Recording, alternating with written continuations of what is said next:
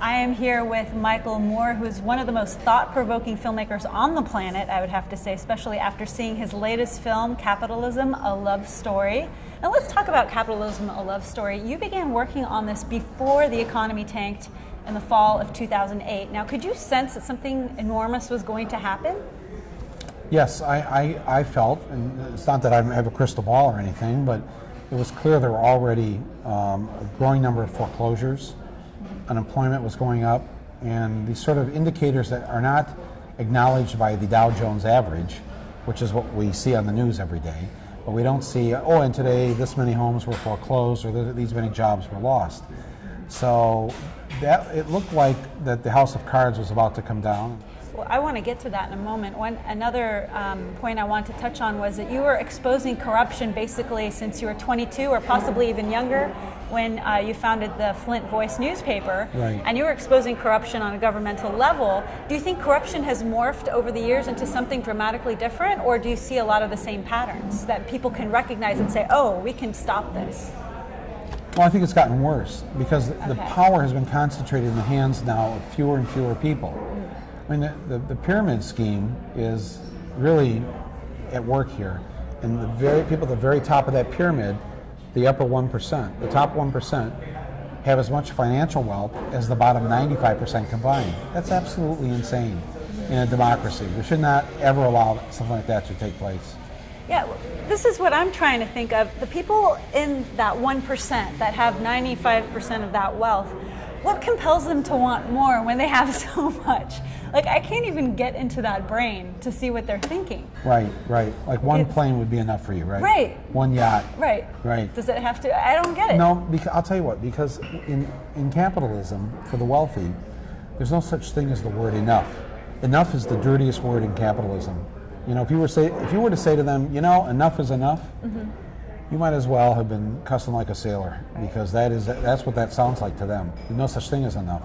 And they're always looking for new schemes, new scams, new ways to take money from people. In the schools, they might still be teaching this now to grade schoolers. Capitalism is a wonderful thing. It's free enterprise. It's what allows the mom and pop shops, to live a dream and create a business from scratch. And nowhere else can you do that. Right. So how do you counter that with the whole premise that you say capitalism doesn't work with democracy, is what you're saying?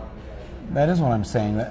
Listen, I'm not against somebody working hard and doing well or opening up a store to sell shoes. I mean, we need shoes, right? That's not what I'm talking about. I'm talking about capitalism as an economic system, is a legalized form of greed. It legalizes greed.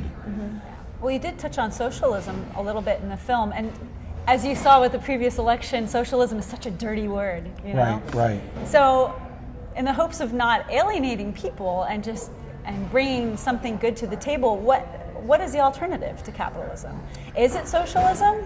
I think we got to get out of the old paradigm of capitalism versus socialism, capitalism versus communism. Right. And we should say to ourselves, we're in the 21st century. We need a new economic model that works for us now. Not a 19th century model, not a 16th century model, something for the 21st century. And I would suggest that we construct an economic system, first of all, where you and I have a say in it. We need a democratic economic system, and one that also has a moral code of ethics, the things that we know right from wrong, and that we don't allow the people who are the have-nots to fall between the cracks. We're almost worried that you're not going to be creating films anymore, that you want us to kind of pick up where you left off. Would you I'll still make say these, that? Oh no, I'll still make, but only if I see people getting involved and participating in their democracy. But I guess the little people out there, just the people at large, feel, how are we going to get access to such classified information when that 1% wants to guard that information as fiercely as possible so that we don't have access to it? Well, that's true. Where do we begin? Where do we begin? Well, we begin by supporting media that's publicly owned, that's nonprofit. Right. You know, what we're doing right now has nothing to do with making a profit. It has to do with informing people, having a discourse, making sure all sides are heard, and our commercial media, mainstream media, isn't that way. let's just play pretend. Yeah. If you were to choose another profession, I'm just curious, what would it be? You know, first of all, I get scared when girls say to me, let's just play pretend. I'm going to have to get up and leave because I'm a very shy person, actually, so I can't even look at you now. What was the question? All right, let's rephrase it. What was the question? If you were to choose a different profession, what would it be? Priest. See, that'll undo everything. What would it be? Oh, jeez. You want me to be completely honest? Yeah. I'd like to drive a taxi.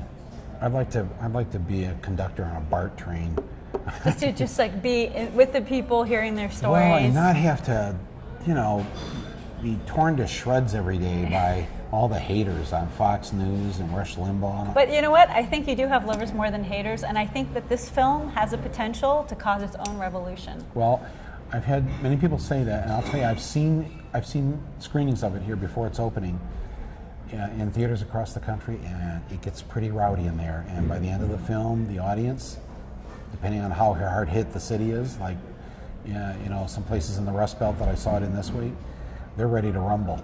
Thank you for your time and Well, thank for you. bringing your story to us. Thank you, I appreciate it.